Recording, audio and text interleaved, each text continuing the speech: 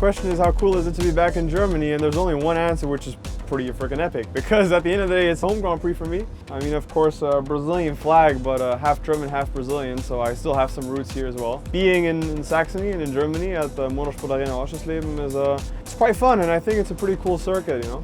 How long has it been? Like 4 years? Yeah, 2019 was last time. So no, really enjoyed so far. So first time here actually. But yeah, man, it's like really a crazy Mickey Mouse circuit. Like all the turns, you're never like 2 minutes of rest. It's always you're shifting or always looking or whatsoever. So yeah, it's really fun. I'll just say the layout that we have is the best of the worst. So, but at the end of the day, yeah, we drivers have to put up with what the circuit gives us. And yeah, I mean, to be fair, first corner, the way it is now is fun, but I couldn't imagine it being any better with the tighter variant. Let's just put it that way. I think this is much better.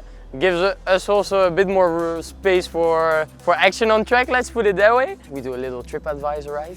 Definitely. I would put it, I think a 7, because actually I think it's quite nice like for overtaking spot, definitely in the race. Like I think if you have like a good exit of the second corner, I think you can have quite a good spot to overtake, that's for sure. Like if you push it really well to the inside. I agree with most of what you just said. I would even give it 2 ratings. I would say 1 rating for the overtaken, which I would say is probably an 8. It's one of the few corners that's actually like wide where you can like, you know, maybe fit 2 cars and not crash. But other than that, I feel like the braking on that corner is super tricky.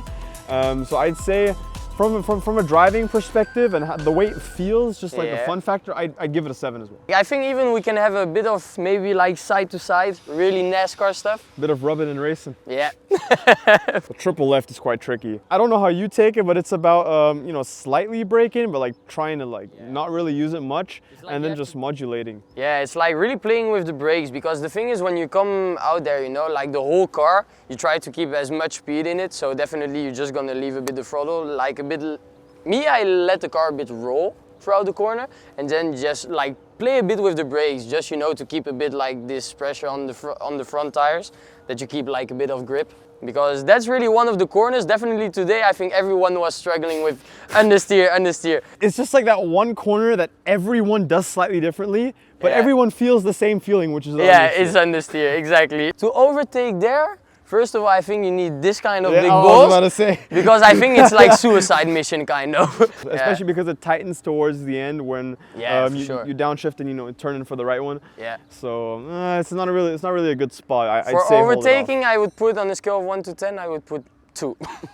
Definitely 2. I'd give it a 1 because, you know, I don't want to give it a negative rating. Yeah. Oh, after that corner, there's like a long right-hander that goes down a bit. So again, this is where the rear end of the car starts to get a bit happy, and you're trying to flirt with the car, like I know you're trying to get away, but I won't let you. And you're just kind of, you know, modulating the throttle again, making sure that the car is planted, but that you're not putting too much gas, because otherwise you're gonna like start lighting up the rear end. You know, we have a bit of power in these cars, to say the least, and so that's when you start, you know, losing time out of the corner. It's really like this kind of Mickey Mouse circuit where it's challenging. I think also the mistakes are really, you cannot afford to make too many mistakes here, because to put like the whole lap together, like on the limit, I think you really have to go and really try to find it deep. You have to go really deep with your right foot. It can be like the tiniest error. Like you can like miss an apex by a bit, and at the end of the lap, it just amounts to like, you know, a huge sum of time that you've just left on the table. As long as first corner doesn't provoke me, I should be good. Oh, definitely, it's really a tricky track. That's exactly what makes it fun. I think if every circuit were 2D, like, you know, in racing games in the 90s, then you know, what's the point? Yeah, definitely. You gotta have ups and downs, just like in life. You gotta have it on the circuit as well. We're getting metaphorical now. That's true. I'd say right at the end, before the tight corner. Like before the last corner, yeah, you mean? You can start getting in, but then this is where you're gonna have to do a ballsy dive bomb, and if it goes wrong, it goes wrong. So. Yeah. If you come out the back straight, then you have, let's say, the 2 last corners, which is quite interesting, because you have that one that really goes, you take quite a lot of speed in, so I think like there to make an opportunity for overtaking is not an option.